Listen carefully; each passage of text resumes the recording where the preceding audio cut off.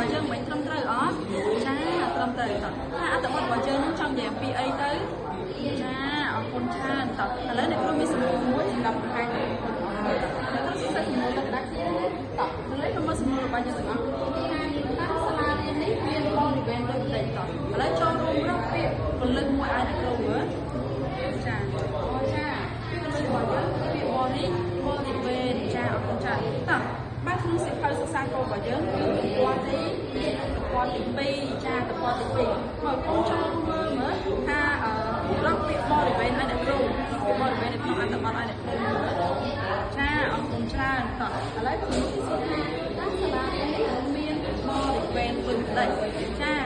ថាសាលារៀននេះតើកូនកន្លែងពីអត្ថបទយើងថាសាលារៀនមានបរិវេណដូចផ្ដេចកូនមានបរិវេណធំទូលាយបងប្អូនជុំវិញហើយមានអាគារ3ខ្នងនិង18បន្ទប់តោះឥឡូវយើងមើលសំណួររបស់យើងបន្តទៀតដល់សំណួររបស់យើងបន្តទៀតនៅក្នុងទំព័រទី4ចាទំព័រទី4របស់យើងតោះមើលសំណួរទី2របស់យើងតោះចូលរួមធ្វើឆ្លើយជាមួយអ្នកគ្រូគេថាតើនៅក្នុងទីធ្លាសាលារៀននឹងមានអីខ្លះនៅក្នុងទីធ្លាសាលារៀនមានអីខ្លះបងតើមើលទៅក្នុងអត្ថបទហើយឆ្លើយឲ្យអ្នកគ្រូទាំងអស់គ្នាមើលនៅក្នុងទីធ្លាសាលារៀនមានជាមានសួនច្បារមានសួនកីឡាមានអីទៀតមានទីលានកីឡាមានដើមឈើធំៗចាតោះឥឡូវតោះយើងនៅសល់សំណួរទីបានទៅនៅសល់សំណួរទី3ទី4ជាមួយនឹងទី5តោះសំណួរទី3ទី4ទី5តោះអ្នកគ្រូឲ្យកូនធ្វើជាដៃគូចូលជាដៃគូរបស់កូនចាដៃគូដែលនៅអង្គុយតុជាមួយគ្នារបស់កូនណាតោះពិភាក្សាគ្នាសំណួរទី1ទី3ទី4ទី5ចាតោះឥឡូវអ្នកគ្រូទៅបែរឲ្យចំនួន3នាទីនៅក្នុងការពិភាក្សាគ្នាតោះហើយដល់កូនតោះឥឡូវមកចូលឆ្លើយសំណួរទី3ជាមួយអ្នកគ្រូទៅថាតើនៅខាងក្រោយអាគារនឹងមានអ្វីខ្លះតើដៃគូបងកូនតើកូននៅខាងមុខចានៅខាងក្រោយអាគារមានអ្វីខ្លះកូននៅខាងក្រោយអាគារមានសួនជីវៈចម្រុះ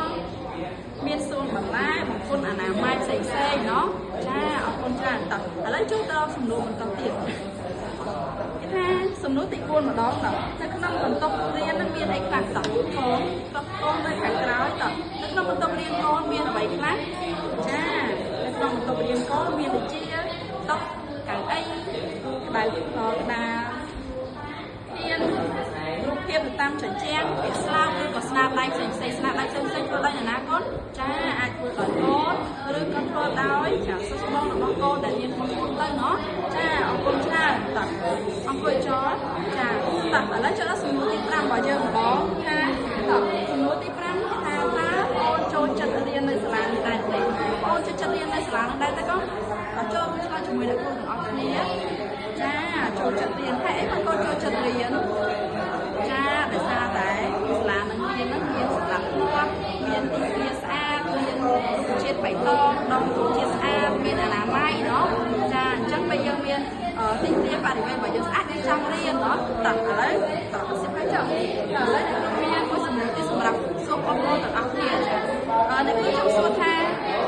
តើដើម្បីឲ្យបរិវេណសាលារបស់យើងស្អាតតើយើងត្រូវធ្វើដូចម្តេចអត់យើងត្រូវធ្វើដូចម្តេចចាយើងត្រូវតែមានអនាម័យเนาะយើងត្រូវតែសម្រាប់របស់យើងត្រូវទៅដាក់នៅណានៅក្នុងធុងសំនៅក្នុងធុងសម្រាប់ចាអញ្ចឹងយើងត្រូវឲ្យមួយទៀតគឺសម្អាតទីធ្លាសាលារៀនរបស់យើងចាតោះឥឡូវអ្នកគ្រូមានមួយសំណួរទៀតសម្រាប់សួរទៅកម្មវិធីអស់ទៀតចាបងប្អូនមិនបានអានអត្ថបទយើងហើយណាតោះឥឡូវខ្ញុំចង់សួរចាតើអត្ថបទរបស់យើងហ្នឹងសម្រាប់ឲ្យអ្នកណាអានអូនតោះចូលរួមផុតជាមួយអ្នកគ្រូបន្តិចមើលសម្រាប់ឲ្យអ្នកណាអានអត្ថបទសម្រាប់ឲ្យអ្នកណាយើងជាសាស្ត្រសាស្ត្រអានត្រូវអត់ចាត្រឹមត្រូវតោះសម្រាប់ឲ្យអ្នកណាអានទៀតក៏សម្រាប់ឲ្យឪពុកម្ដាយអានចាំអ្នកណាទៀតចាស់អានក៏បានเนาะអ្នកណាទៀតចាអ្នកណាអានក៏បានដែរសិស្សនេះចាអត្ថបទនេះចាអាចឲ្យជីដូនជីតាយើងអានឪពុកម្ដាយយើងអានឲ្យស្ដាប់ឬក៏យើងខ្លួនឯងចូលរួមអាន